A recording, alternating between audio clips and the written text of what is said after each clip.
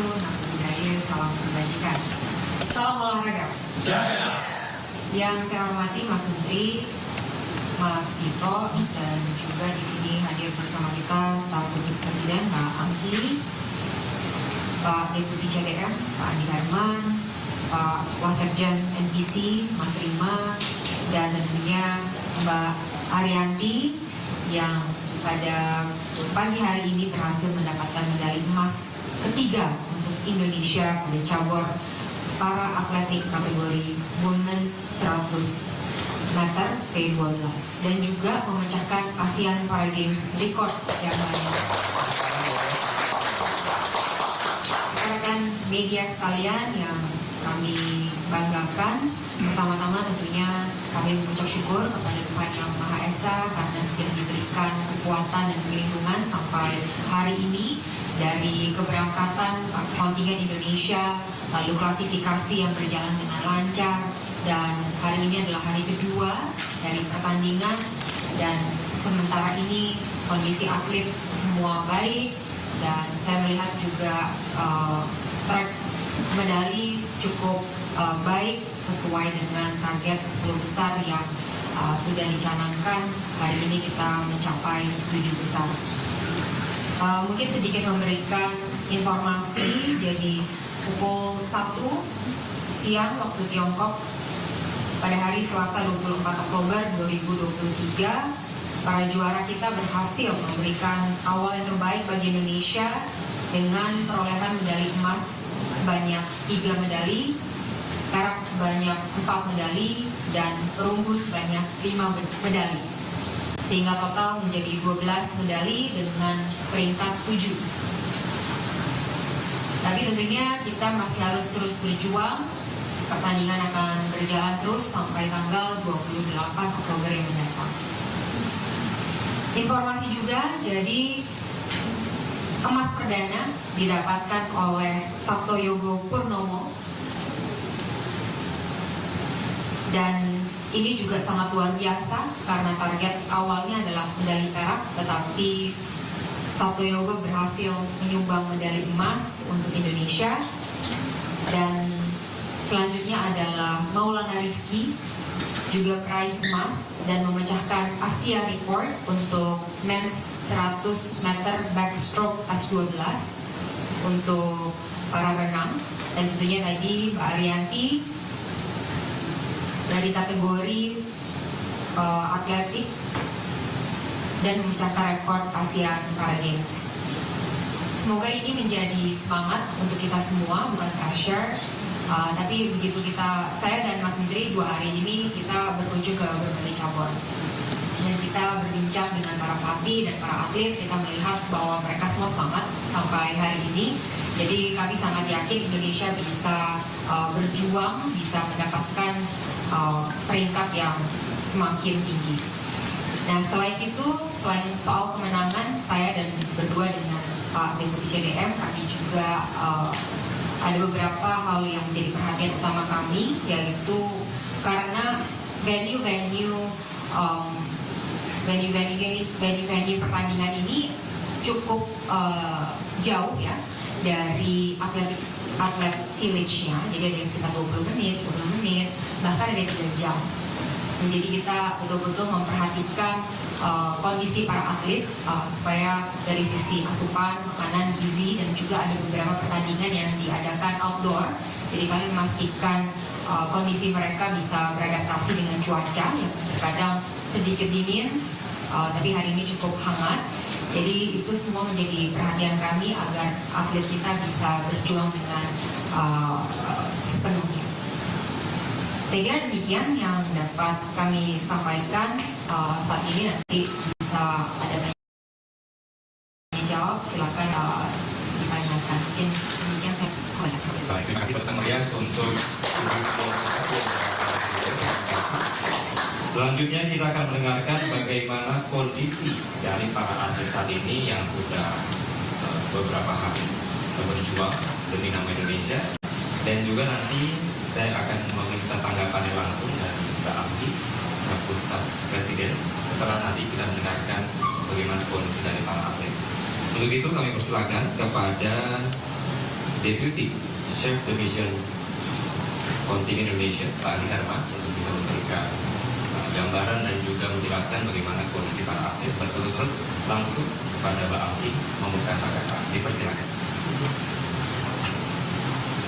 Assalamualaikum warahmatullahi wabarakatuh. Selamat sore, salam sejahtera kita semua. Selamat di Bapak Menpora, Ibu CDM, staf khusus Presiden, ada Wasekjen NBC, Mas Agung. Menyambung apa yang disampaikan tadi oleh CDM, ya, dari aspek non teknis, khususnya kondisi dan kesiapan seluruh atlet kontingen Indonesia, melaporkan bahwa secara umum kondisi atlet kita seluruhnya siap tanding. Walaupun di antaranya memang ada beberapa yang mengalami cedera misalnya, tetapi dalam waktu singkat, karena kita juga punya tim dokter, tim fisioterapi dan yang lainnya, sehingga cedera yang dialami itu tidak terlalu fatal sehingga bisa segera pulih dan kemudian siap bertanding. Kita tahu misalnya di bulu tangkis ada yang cedera di awal tapi sekarang sudah bisa bahkan bisa melaju ke babak berikutnya, termasuk kemarin juga atlet kita yang mengalami sedikit hambatan untuk bertanding dan ternyata melampaui target yang kita canangkan semula perak, akhirnya mendapat emas, yaitu Mas Sabto Yogo. Dan ini semua menunjukkan bahwa memang kita sudah siap dari berbagai aspek, ya, non teknis maupun secara strategi. Memang ada yang juga menjadi sedikit menjadi pertimbangan, yaitu kondisi cuaca kita di sini telah dibanding dengan biasanya yang kita alami di Indonesia itu lebih dingin, sehingga ada beberapa atlet perlu menyesuaikan penyesuaian tambahan dengan melakukan beberapa aktivitas supaya kondisi tubuh mereka tetap bisa aktif dan lebih hangat. Saya kira itu dari sisi atlet. Dari sisi asupan gizi itu tetap terjamin.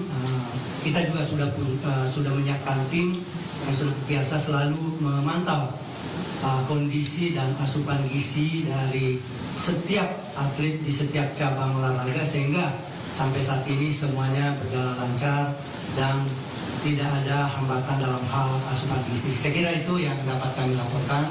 Sekian, terima kasih. Assalamualaikum warahmatullahi wabarakatuh.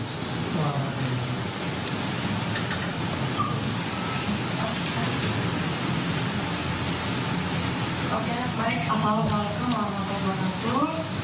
Oke, baik kepada terhormat Pak Menteri Menpora dan terhormat juga Ibu CDM, dan terhormat Bapak Deputi CDM dan NPC bersama Akid dan juga pemirsa. Baiklah, di balik dinamika yang terjadi di Indonesia ya, kita patut bangga bahwa anak bangsa dengan kelompok rentan dan disabilitas ini mampu mengharumkan bangsa Indonesia dengan atlet-atlet kita yang sangat luar biasa sekali.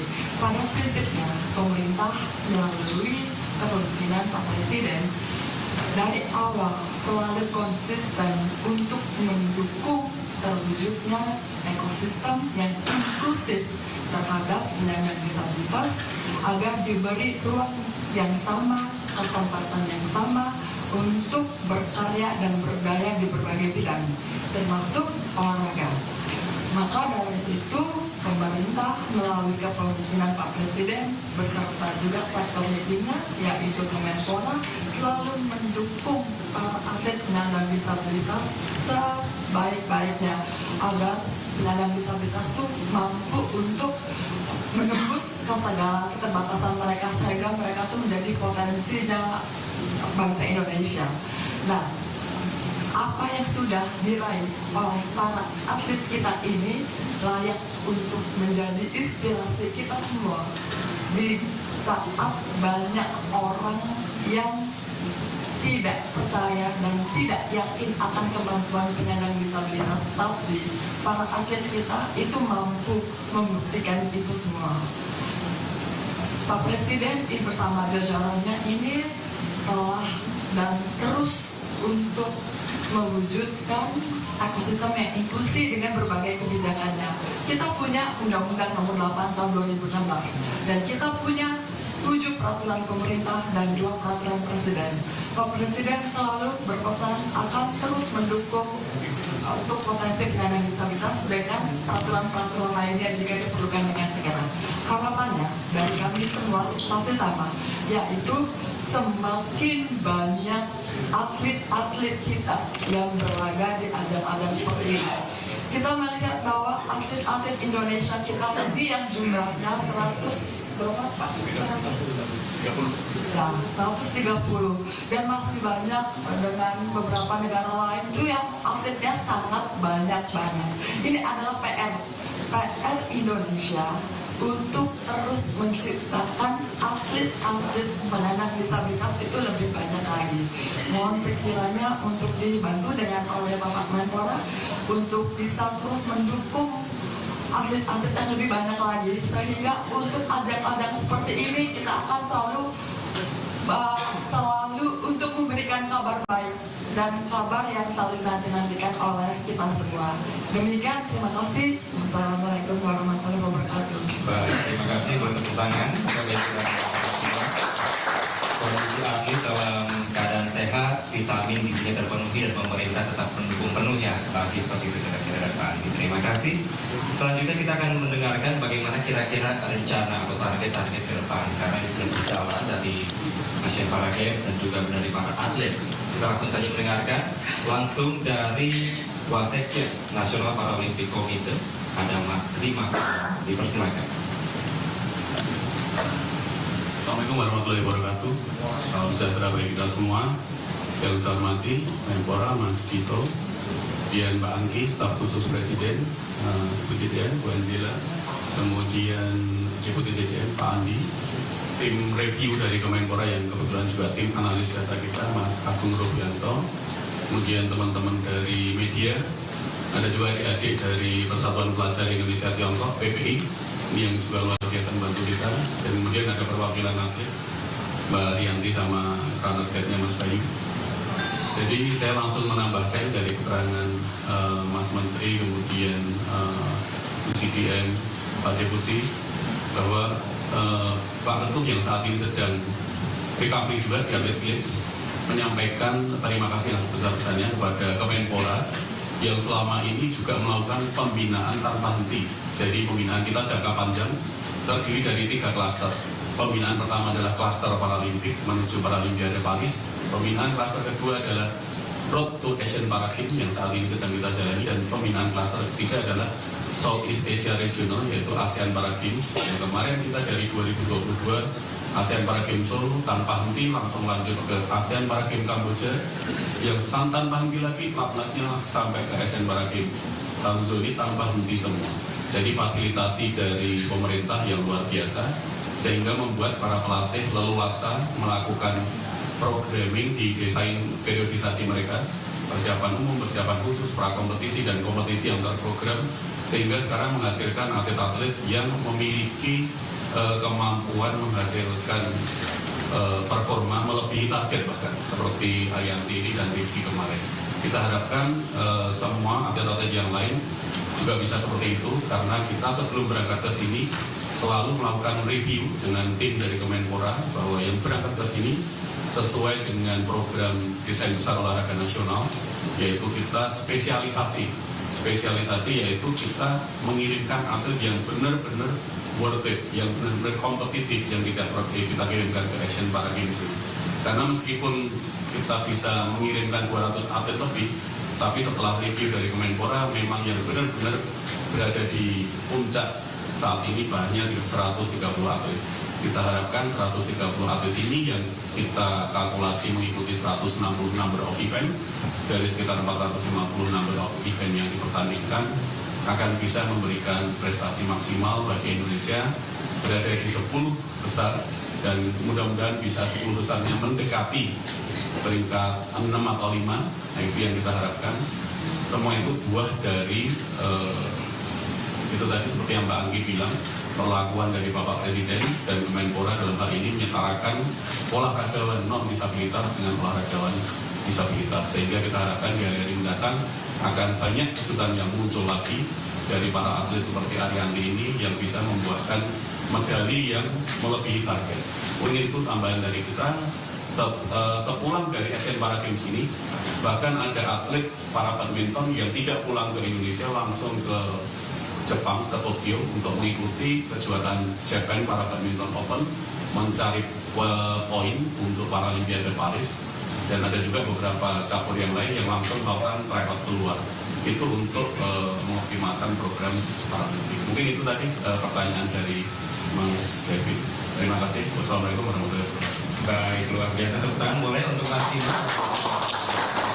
Memang persiapan selalu dilakukan ya Pak, tadi persiapan umum, persiapan khusus, kemudian prakompetisi dan juga kompetisi, sampai setelah dari sini hanya langsung di Jepang ya Pak, untuk mengikuti badminton di Tokyo untuk menentukan poin ya Pak, di tahun depan untuk Paralimpiade.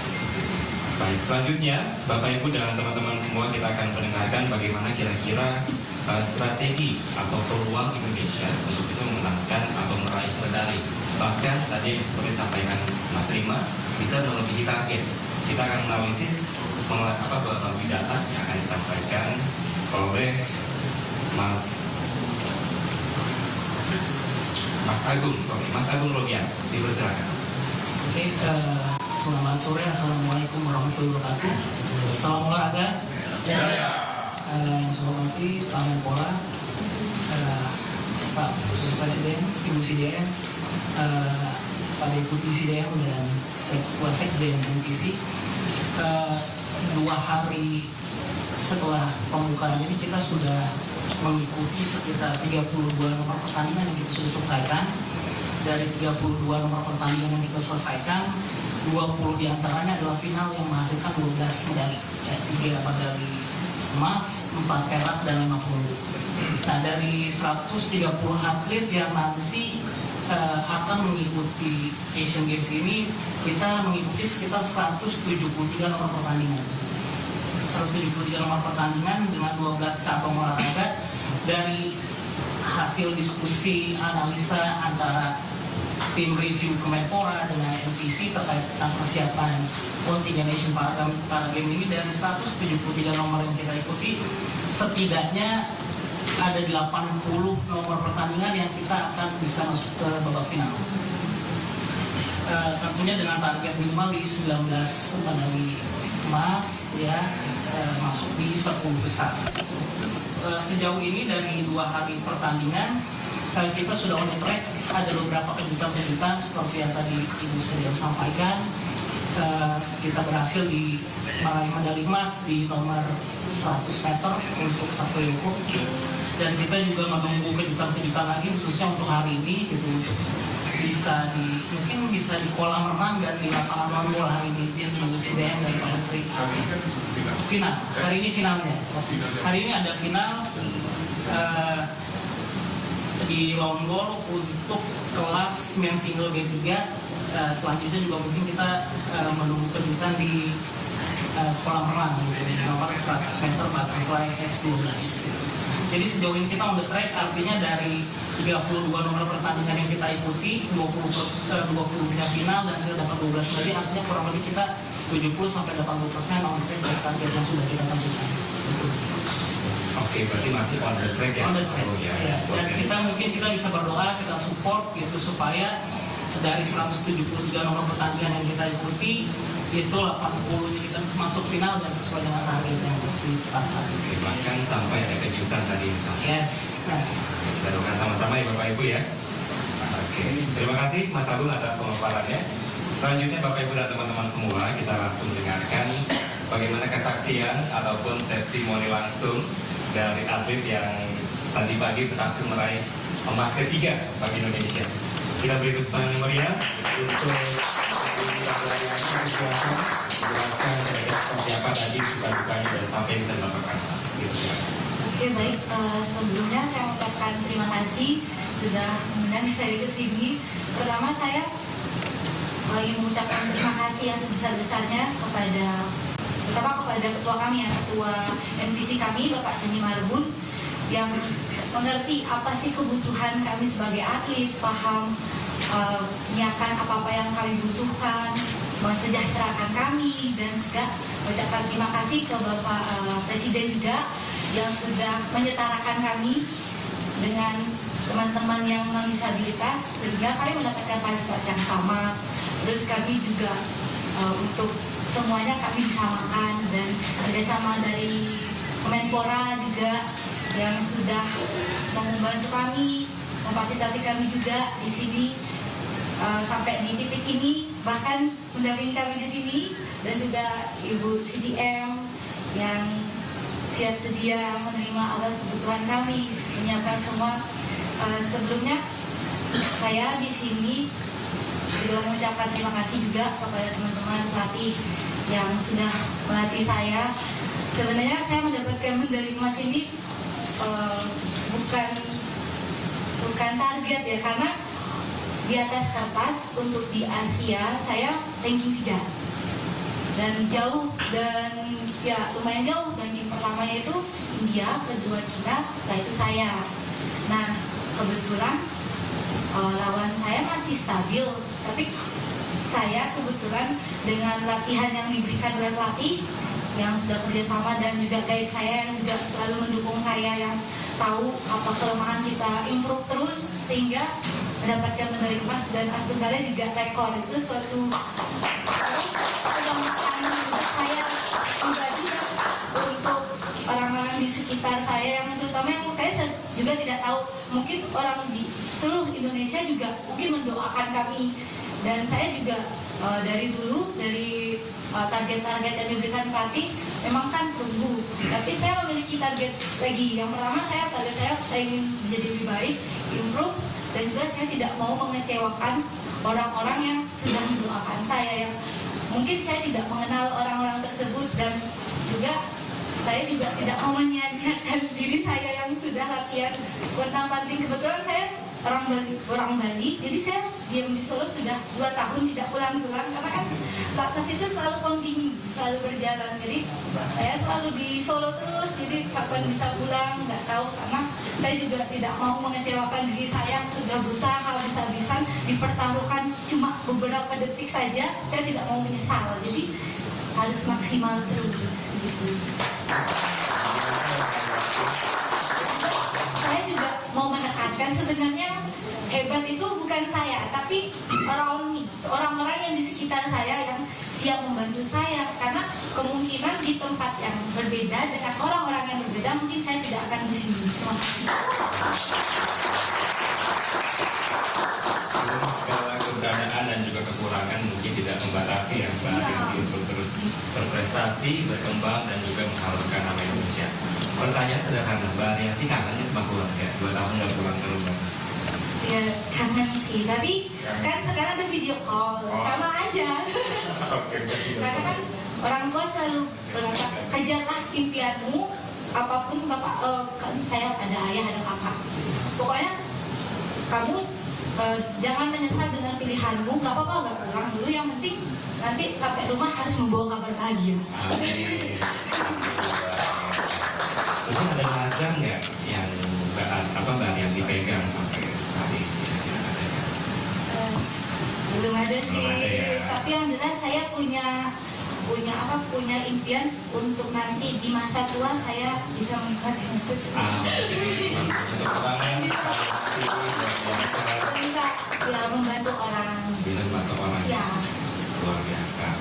Baik Bapak Ibu dan teman-teman semua, langsung saja kita beranjak ke acara selanjutnya, yaitu sesi tanya jawab, di mana nanti dipersilakan kepada teman-teman media yang ada di sini untuk bisa bertanya, dan juga untuk teman-teman media yang bergabung secara daring atau online bisa mengajukan pertanyaannya di kolom komentar dengan menyebutkan nama, kemudian dari media mana, serta pertanyaan yang diajukan.